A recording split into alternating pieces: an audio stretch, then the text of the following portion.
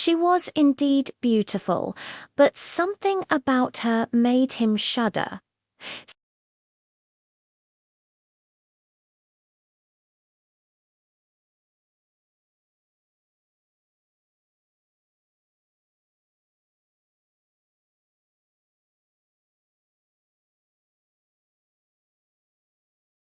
He worried his new queen, their stepmother, might harm them. So he hid the children in a secret castle deep within the forest. The only way to find it was with a magical ball of cotton that unrolled to show the path.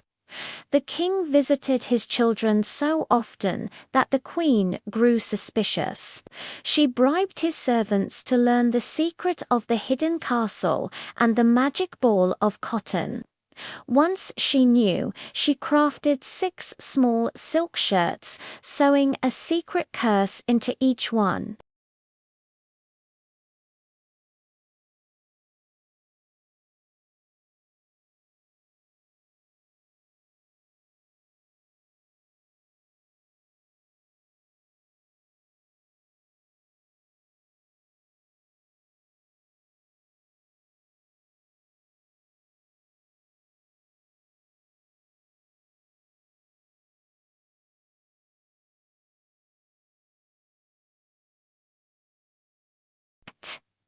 The queen returned home, satisfied, believing all her stepchildren were gone. But she had missed one: the little girl had not run out with her brothers.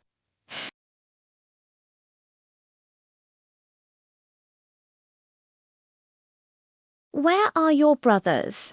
he asked. "Oh, father," she cried, "they're gone."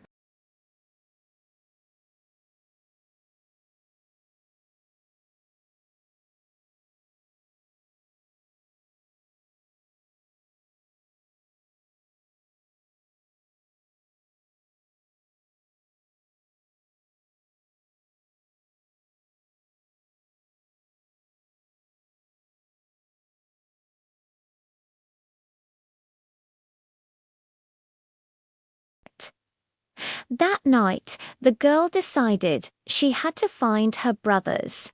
She escaped into the deep woods and walked all night and most of the next day. Exhausted, she found a small, rustic hut. Inside were 6 little beds. Too scared to sleep in one, she crept underneath a bed to rest. As the sun set, she heard a rustling and saw 6 white swans fly in through the window. They stood on the floor, and in a magical moment, their feathers fell away, and they became her brothers once more. They were overjoyed to see her, but their happiness was brief. "You can't stay here," they warned. "This is a robber's hideout. If they find you, they'll kill you.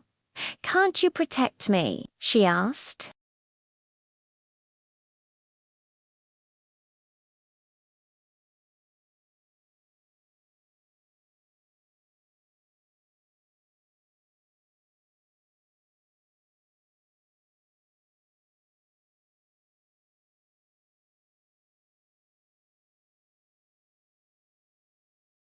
"For 6 years, you must not speak or laugh.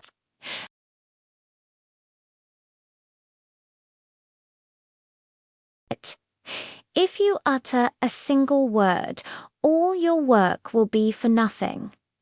As they finished speaking, their time was up, and they flew out the window as Swans the maiden made a solemn vow to save her brothers. She left the hut, found a secluded tree deep in the forest, and began her silent task of gathering starflowers and sewing. She sat there for a long time, never speaking, never laughing, completely focused on her work. One day, the king of that land was hunting, and his men found her in the tree. They called out to her, but she gave no answer. She threw down her necklace and her girdle, hoping they would leave, but they persisted. Finally, a huntsman climbed the tree and brought her down to the king. He asked who she was, speaking in many languages, but she remained completely silent. Her beauty captivated the king. He was so touched by her grace that he wrapped her in his own cloak, placed her on his horse, and took her to his castle. He had fine clothes made for her, and her silent dignity at his side enchanted him completely. "I will marry her," he declared, "and no other." And so they were wed. But this king also had a wicked mother who despised the new queen, who knows where she came from. She would say,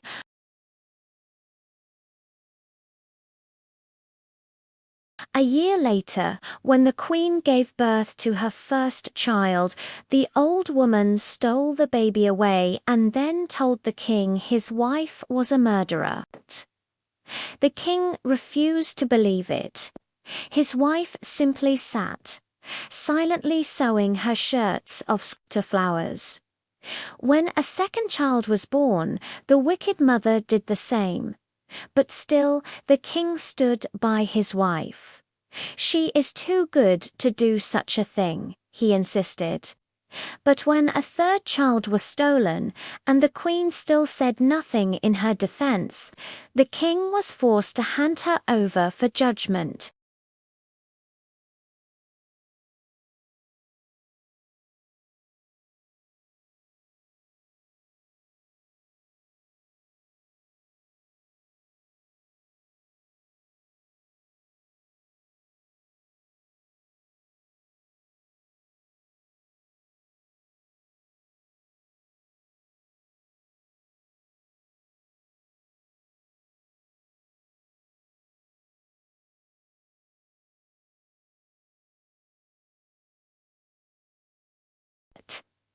Instantly, their feathers fell away, and her brothers stood before her, whole and human again.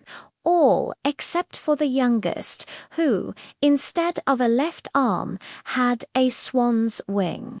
They all embraced, and finally the queen turned to the astonished king.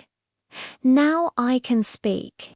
My husband," she said, "and prove my innocence." She told him everything, how his mother had stolen their 3 children.